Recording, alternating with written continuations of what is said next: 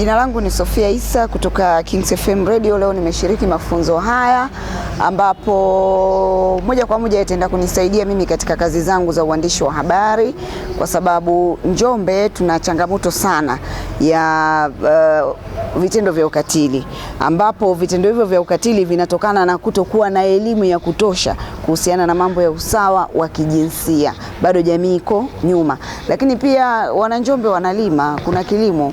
Kwa hiyo nitaenda kuisaidia jamii sasa kupambana na kilimo kile ambacho kinaleta tija kutokana na mabadiliko ya tabia ya nchi. Zaidi ni swala la matumizi ya nishati safi, ambapo tunaona moja kwa moja pia yanaenda kuisaidia sasa dunia kutekeleza ile ajenda yake ya mabadiliko ya tabia ya nchi, kwa sababu jamii ikielewa, ikipika kwa kutumia nishati safi, jamii ikielewa, ikiachana na vitendo vya ukatili, jamii ikielewa, ikitambua na kujua kuhusiana na haki na usawa, basi tunakuwa na jamii ambayo iko salama.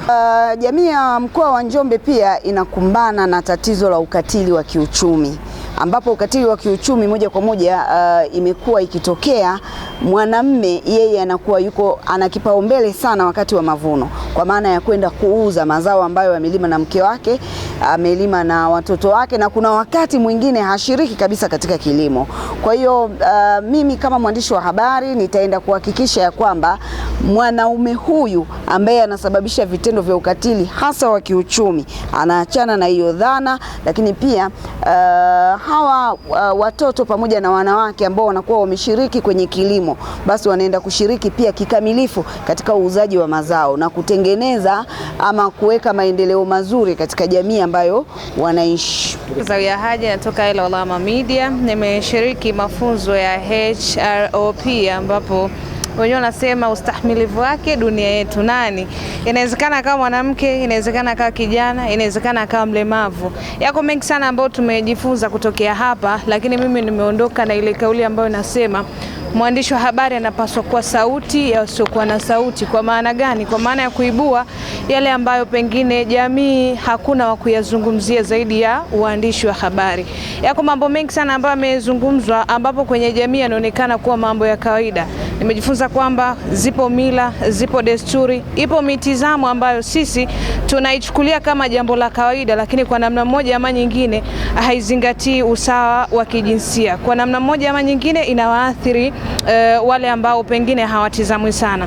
Lakini yamezungumzwa masuala ya mabadiliko ya tabia nchi. Wengi wanayazungumza mabadiliko ya tabia nchi kwenye eneo la wakulima, pengine namna ambavyo wanaathirika, lakini kumbe lipo kundi kubwa sana nyuma ambalo linaathirika kutokana na mabadiliko ya tabia nchi, na hili ni kundi la wanawake, ambapo ikitokea changamoto ukame, mama atahangaika na watoto kwenda kutafuta maji pengine sehemu ya mbali, lakini ikitokea changamoto mabadiliko ya nchi ambayo pengine itapelekea mvua kubwa, atahangaika namna gani anawapeleka watoto shule iwapo shule zitakuwa mbali. Lakini kama itatokea mabadiliko ya tabia nchi zikanyesha mvua kubwa, atahangaika namna gani atawapikia wanae pengine waweze kupata chochote kitu iwapo kunakuwa hakuna ule uwezeshaji wa nishati safi na salama ya kupikia. Kwa hiyo kuna mambo mengi sana ambayo kama mwandishi kalamu yake inapaswa kuyaibua kwenye eneo la usawa kijinsia. Pastori Kadashi ni mwandishi na mwanahabari kutoka Kings FM Radio.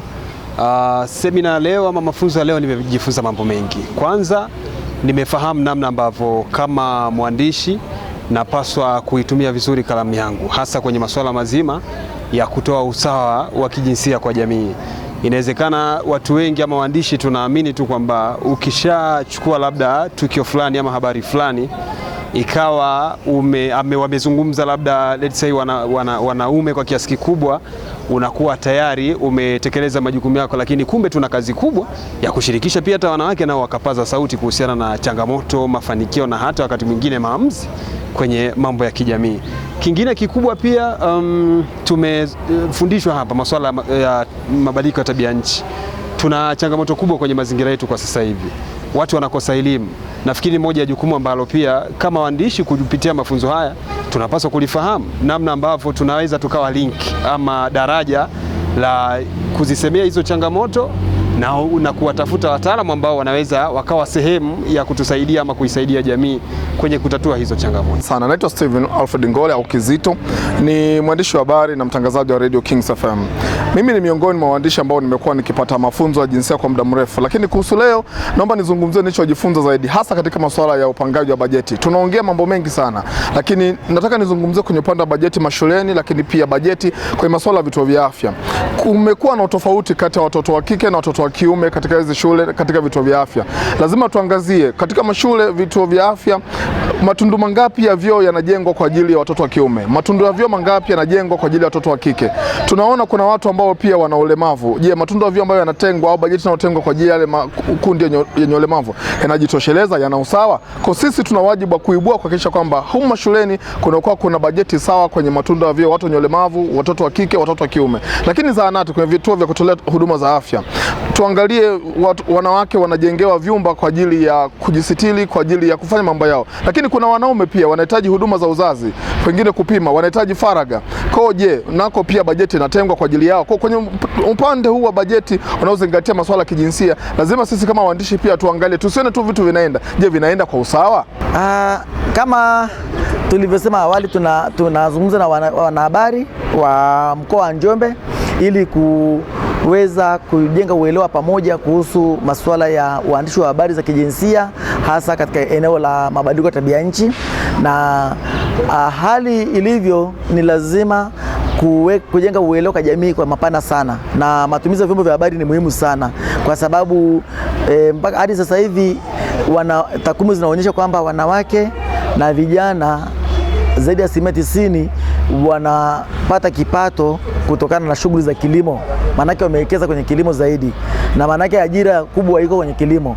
Na tunapokuja kwenye swala la mabadiliko ya tabia nchi, swala la kilimo linakuwa ni sehemu muhimu sana, kwa sababu mabadiliko ya tabia nchi yanaathiri sana kilimo, sekta ya kilimo. Kwa hiyo lazima wanawake na vijana na watu wenye ulemavu wawe na nafasi au na nafasi ya kufanya maamuzi au kushiriki kwenye shughuli za maamuzi, ili waweze kuweka mikakati ya pamoja na watu wengine wote ya kuondokana na athari za mabadiliko ya tabia nchi. Sasa kama tunasema kwamba wako kwenye kilimo kwa kiasi kikubwa na mabadiliko ya tabia nchi yanaathiri kilimo zaidi, ni lazima wao pia wahusike kwenye kuweka mikakati ya kuondokana na hizo athari. Na ndio maana tunafanya mafunzo haya kwa waandishi wa habari, tukiamini kwamba wakitangaza vipindi mbalimbali ambavyo vinahusiana na mabadiliko ya tabia nchi, lakini wakihamasisha pia ushiriki wa jamii kwa usawa katika maamuzi, wanawake na vijana na watu wenye ulemavu watapata nafasi, na mwisho wa siku tutaweka mikakati mizuri ya kulinda mazingira, lakini kulinda vyanzo vya maji, lakini pia kuzuia zile shughuli ambazo zinachangia mabadiliko ya tabia nchi katika maeneo yetu.